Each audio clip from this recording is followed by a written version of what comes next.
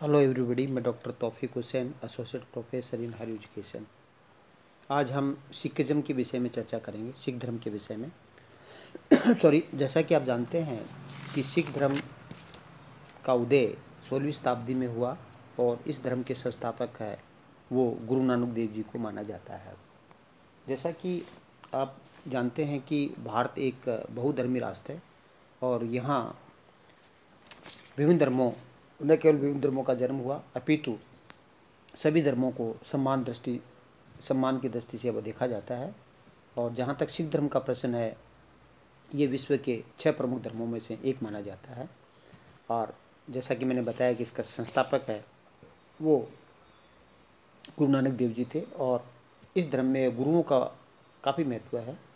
और इस धर्म के अंदर 10 गुरु हुए हैं और इन गुरुओं के उपदेशों को है वो गुरु ग्रंथ साहिब के रूप में संकलित किया गया, जो सिखों का एक पवित्र धार्मिक ग्रंथ है वो माना जाता है। तो सिख का जो धर्म है उसके जो संस्थापक हैं, जो गुरु नानक देव जी को है वो माना जाता है, गुरु नानक को माना जाता है। तो गुरु नानक सिख धर्म का उदय ऐसे समय में हुआ जब एक और भक्ति मोमेंट है वो चल रहा था। भारत में एक सांस्कृतिक आंदोलन है वो चल रहा था, भक्ति मोमेंट। और दूसरी ओर है जो इस्लाम के वक्त से निकला हुआ जो सूफीज़म है, वो सूफी आंदोलन है, उसका भी भारत के अंदर प्रचार प्रसार हो रहा था। तो इसी समय क्योंकि भारत में सांस्कृतिक आंदोलन हो रहा था और सांस्कृतिक आंदोलन का जो उद्देश्य था वो हिंदू और मुस्लिम दोनों धर्मों के मध्य है वो एकता स्थापित करना था।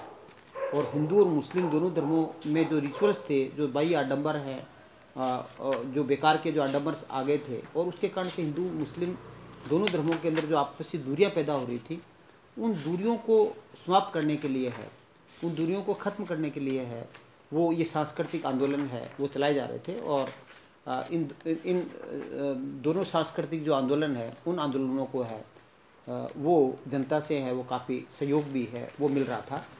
और इन दोनों आंदोलनों का जो प्रभाव है वो गुरु नानक देव जी पर भी पड़ा। गुरु नानक देव जी यद्यपि कोई नया धर्म स्थापित नहीं करना चाहते थे, लेकिन वे हिंदू और मुस्लिम दोनों धर्मों में जो दूरियां पैदा हो गई थी और इसका जो मूल कारण वो मानते थे, जो मूल कारण है दोनों धर्मों की जो दूरियां हैं उनका मूल कारण है वो मानते थे कि दोनों धर्मों में जो आडंबर हैं उन आडंबर के कारण से है वो दोनों धर्मों में दूरियां पैदा हो रही हैं। तो उन्होंने उन पर है वो सूफीज़म और भक्ति मोमेंट है, दोनों प्रकार के संतों का प्रभाव पड़ा गुरु नानक देव जी पे, दोनों धर्मों का प्रभाव पड़ा। जहाँ एक और सूफी संत है वो बाबा फरीद से काफ़ी प्रभावित थे, वहीं दूसरी ओर भक्ति संत है, निर्गुण संत कबीर है, उनसे प्रभावित थे। और उन्होंने कबीर की भांति वो भी एक निर्गुण संत, गुरु नानक देव जी निर्गुण संत थे। और इनका मानना था कि ईश्वर का नाम यदि कोई निरंतर जाप करे और उसका मनन करे तो ऐसी स्थिति में ईश्वर को प्राप्त किया जा सकता है। इसके लिए किसी मूर्ति पूजा है उसकी कोई आवश्यकता नहीं है।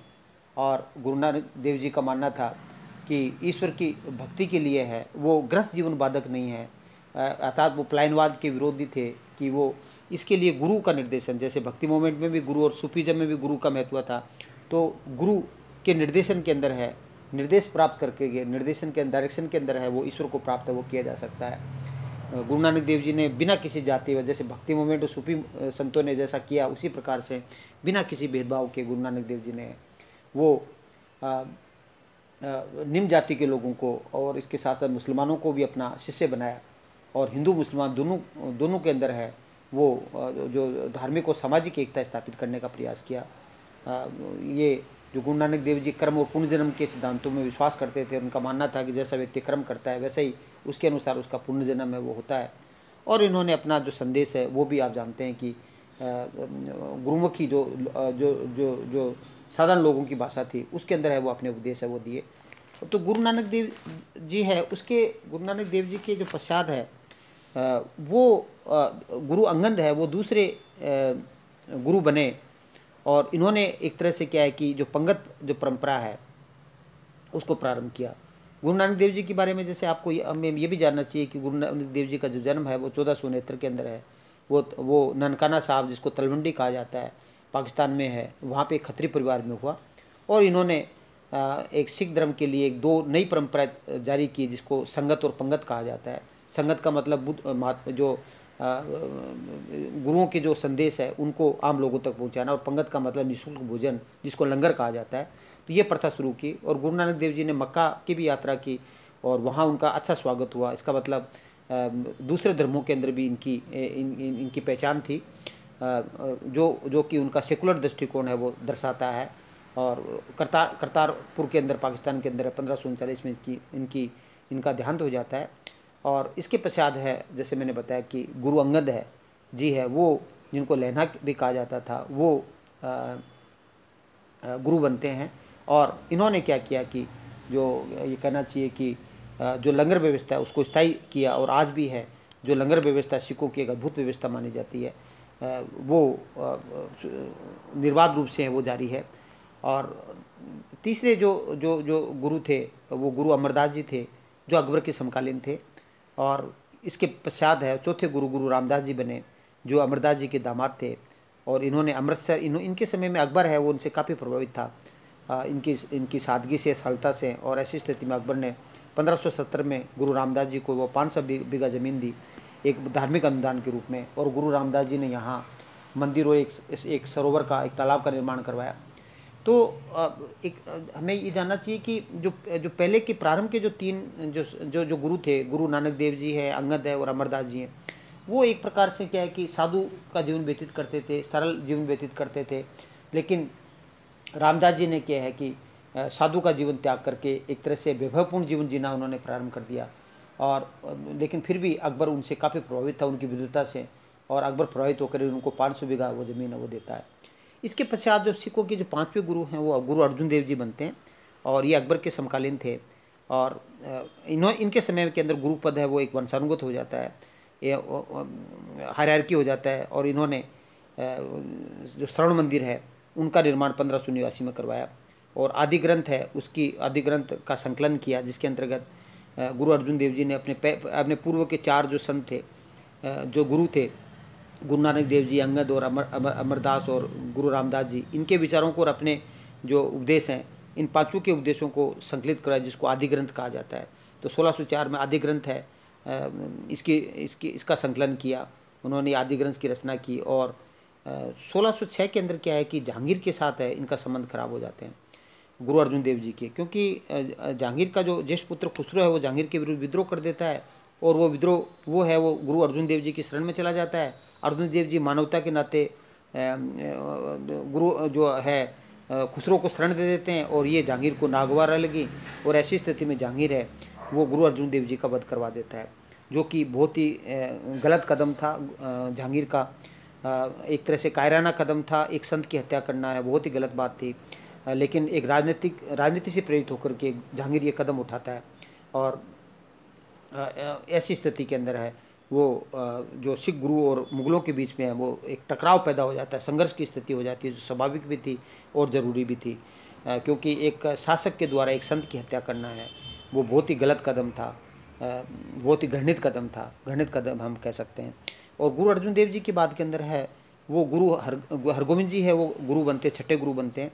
और क्योंकि इनसे जो पहले है वो गुरु अर्जुन देव जी है, क्योंकि जो हरगोविंद जी है से पूर्व है वो गुरु अर्जुन देव जी है, उसकी हत्या कर दी गई थी। तो ऐसी स्थिति के अंदर क्या है कि इन्होंने एक प्रण लिया कि अब सिखों को है वो एक सैनिक जाति के रूप के अंदर, एक मिलिट्री पावर के रूप के अंदर है वो परिवर्तित करना है। तो ये उन्होंने बीड़ा उठाया, इसके लिए उन्होंने अकाल तख्त की वो स्थापना की, और अमृतसर नगर का है वो फोर्टिफिकेशन किया। और हरगोविंद जी के समय में सांझा के साथ भी टकराव पैदा होता है छोटी छोटी बातों को लेकर के। जैसे सांझा के समय के अंदर है एक बाज था, साई बाज है, वो एक प्रकार से क्या है कि जो गुरु हरगोविंद जी के डेरे के अंदर चला जाता है, और गुरु हरगोविंद जी जो है वो एक प्रकार से उनके शिष्य हैं, वो उस बाज को देने से वो मना कर देते हैं। और इसी प्रकार एक नया नगर स्थापना करते हैं हरगोविंद जी, तो उससे भी है वो सांझा नाराज़ हो जाता है। और इसी प्रकार से जो 2 साई घोड़े थे और कुछ जो डकैत जो गुरु हरगोविंद जी के जो शिष्य थे वो पकड़ करके है वो उनको हरगोविंद जी को दे देते हैं, और बाद में मुगलों को देने से मना कर देते हैं। तो ऐसी स्थिति में बाज का जो प्रकरण था, जो गुरु के खेमे में चला गया था और उसको वापस नहीं दिया, उसी को लेकर के झगड़ा हुआ। और इसके साथ ही जो एक तरह से क्या है कि जो शाही घोड़ों का प्रकरण है उसको लेकर के वो मुगलों के बाद संघर्ष होता है। और इन्होंने क्या है कि हरगोविंद जी ने ये प्रण ले लिया था कि अब सिखों को सैन्य जाति के रूप में परिवर्तित करना है। इसके लिए उन्होंने अपने अनुयायियों से अब धन लेने के स्थान पर है घोड़े और हथियार लेना प्रारंभ कर दिया और उनको मांस खाने की अनुमति दी, जिससे कि वो एक योद्धा है के रूप के अंदर है वो परिवर्तित हो सके। और ऐसी स्थिति के अंदर क्या है कि क्योंकि शाहजहाँ के साथ भी उनके संबंध खराब हो गए थे, इसलिए वो क्या कि अपने आप को असुरक्षित मानकर कश्मीर की पहाड़ियों के में स्थित है वो कीर्तपुर नामक स्थान पर चले जाते हैं। और वहीं से 1644 में हरगोविंद जी है उसकी मृत्यु हो जाती है। हरगोविंद जी की मृत्यु के पश्चात है 7वें गुरु है वो एक प्रकार से गुरु हरराय जी बनते हैं। और इसके समय में क्या है कि शाहजहाँ के पुत्रों में उत्तराधिकार का संघर्ष चलता है और औरंगजेब है वो दारा शिकोह को पराजित कर देता है सामुगढ़ के युद्ध के अंदर।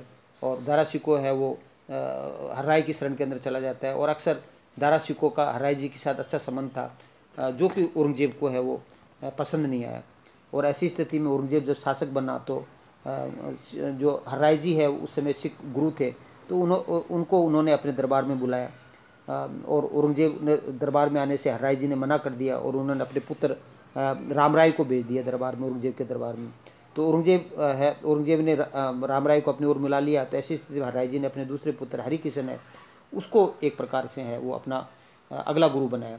तो सिखों के 8वें गुरु हरिकिशन जी थे जो सबसे कम उम्र के थे और ये 5 वर्ष के थे। इनको बाल गुरु भी कहा जाता है, लेकिन चेचक के कारण से इनकी मृत्यु हो जाती है। असामयिक मृत्यु हो जाती है गुरु हरकिशन जी की। गुरु हरकिशन जी की जब मृत्यु हो जाती है जो 1664 के अंदर जब मृत्यु हो जाती है तो ऐसी स्थिति के अंदर है जो 9वें गुरु हैं वो गुरु जो क्या करना चाहिए गुरु तेग बहादुर जी है वो बनते हैं। तो गुरु तेग बहादुर जी है उनके समय में औरंगजेब का शासनकाल था। और औरंगजेब है वो क्या करता है कि औरंगजेब की धार्मिक नीति के कारण से है वो गुरु तेग बहादुर जी के संबंध खराब हो जाते हैं। क्योंकि औरंगजेब कश्मीरी पंडितों को धर्मांतरण है वो ज़बरदस्ती धर्मांतरण कर रहा था, जिसका गुरु तेग बहादुर जी ने विरोध किया ऐसा कहा जाता है। और ऐसा भी कहा जाता है कि औरंगजेब ने तेग बहादुर जी को दिल्ली बुलाया दरबार के अंदर और वहाँ उन्होंने बंदी बना लिया और उनको कहा कि आप इस्लाम धर्म ग्रहण करें, लेकिन गुरु तेग बहादुर जी ने मना कर दिया। और औरंगजेब है ने ऐसी स्थिति में गुरु तेग बहादुर जी को मौत के घाट उतार दिया, जो कि औरंगजेब का सबसे घृणित कदम है वो माना जा सकता है। जो राजनीति से प्रेरित होकर के या धर्म से प्रभावित होकर के जो कि औरंगजेब ने ये कदम उठाया वो एक घृणित कदम था।